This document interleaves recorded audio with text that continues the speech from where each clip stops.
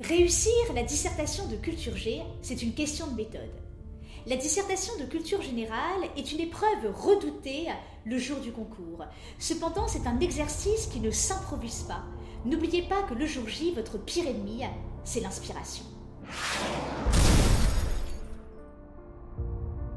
La dissertation, c'est comme un film d'action.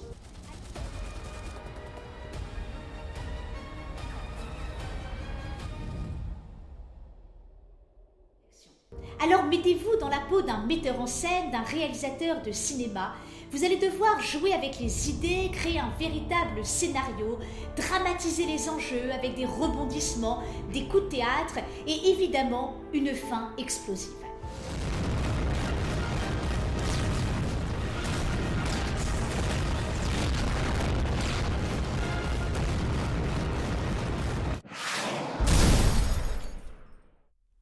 Husserl nous dit que pour bien philosopher, il faut philosopher un pas en arrière. Alors qu'est-ce que cela signifie ? Tout d'abord, philosopher un pas en arrière, c'est philosopher avec légèreté, avec une certaine forme d'insouciance. Paradoxalement, le bon philosophe, c'est quelqu'un qui ne se prend pas au sérieux. Philosopher un pas en arrière, cela signifie également prendre du recul, prendre des distances, afin d'envisager le problème sous plusieurs angles. Enfin, philosopher un pas en arrière, c'est aussi prendre suffisamment d'élan pour pousser au plus loin ensuite votre réflexion. Si l'on devait donner une devise à la dissertation, ce serait la suivante: définir, interroger et conceptualiser. Alors définir tout d'abord, n'oubliez pas que c'est dans le travail approfondi, dans le travail minutieux de définition, que vous allez trouver toutes les pistes de réflexion qui vont vous permettre de construire par la suite votre analyse. Ensuite, interroger. Paradoxalement, la dissertation ne consiste pas à chercher des réponses, mais au contraire à interroger la question elle-même. La dissertation est un exercice de déconstruction.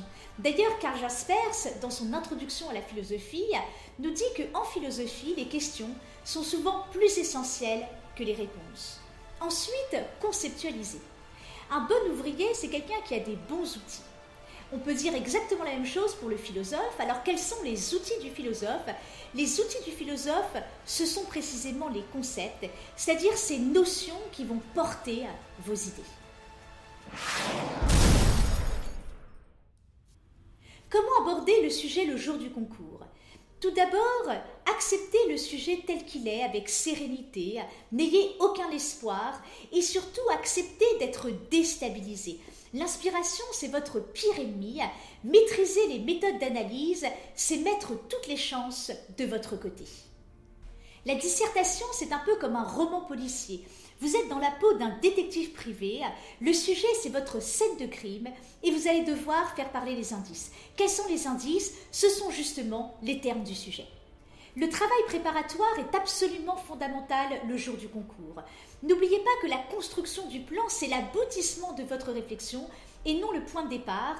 Or, trop d'élèves commencent directement par construire le plan sans passer par le travail de l'analyse. La première étape de la dissertation consiste à analyser en profondeur les termes du sujet, c'est-à-dire à chercher l'étymologie, à chercher les synonymes, à opérer des distinctions conceptuelles, à trouver les antonymes, à réconcilier les contraires, à travailler les radicaux, les préfixes, les suffixes, les expressions courantes, le champ lexical. Toutes les pistes sont intéressantes à explorer. Surtout, n'arrêtez pas le travail d'analyse tant que vous n'avez pas trouvé la pépite, c'est-à-dire l'idée exceptionnelle, extraordinaire, qui va vous permettre de trouver la problématique et de construire une troisième partie digne de ce nom. Après le travail de définition, c'est le foisonnement de questions. Alors surtout, n'hésitez pas à interroger chaque terme du sujet, à déconstruire le sujet en profondeur. Nous avions dit qu'effectivement, le but de la dissertation, ce n'est pas de répondre à une question, mais d'interroger la question elle-même, c'est-à-dire de la pousser dans ses retranchements. Après le travail d'analyse, c'est le foisonnement de questions. Alors n'hésitez pas à interroger le sujet en profondeur, à le déconstruire, questionner chaque terme du sujet. N'oubliez pas que le but de la dissertation n'est pas de répondre à une question, mais au contraire d'interroger la question elle-même. Et ce sont justement ces questions, ces interrogations qui vont construire toute l'architecture, toute l'ossature de votre démonstration. Une dissertation, les élèves l'oublient souvent, c'est un exercice de démonstration. Qu'est-ce que cela signifie? Cela signifie que dès le départ, vous devez avoir une idée claire de ce que vous voulez démontrer. Il faut un point de départ et un point d'arrivée. Ensuite, vous devez créer un véritable fil rouge, un fil directeur, et chacune de vos idées devra s'inscrire dans un processus qui est celui de la réflexion. L'introduction est un moment fondamental car c'est le premier contact avec votre examinateur. Il faut par conséquent que la première impression soit la bonne. Alors dévoilez votre stratégie mais sans pour autant gâcher toutes vos munitions. Évitez également le survol panoramique, les généralités abusives, le remplissage, le bavardage. L'introduction, c'est la vitrine de votre devoir. Avec l'introduction, le décor est planté, vous ne pouvez plus le changer et vous devez donner le sentiment que vous êtes vous-même convaincu par votre démonstration. Alors, qu'est-ce qu'un plan dialectique ? Surtout, oubliez le fameux plan thèse, antithèse, foutaise. Un plan dialectique devra suivre la logique suivante: construction, déconstruction, reconstruction. Alors, première partie, la construction.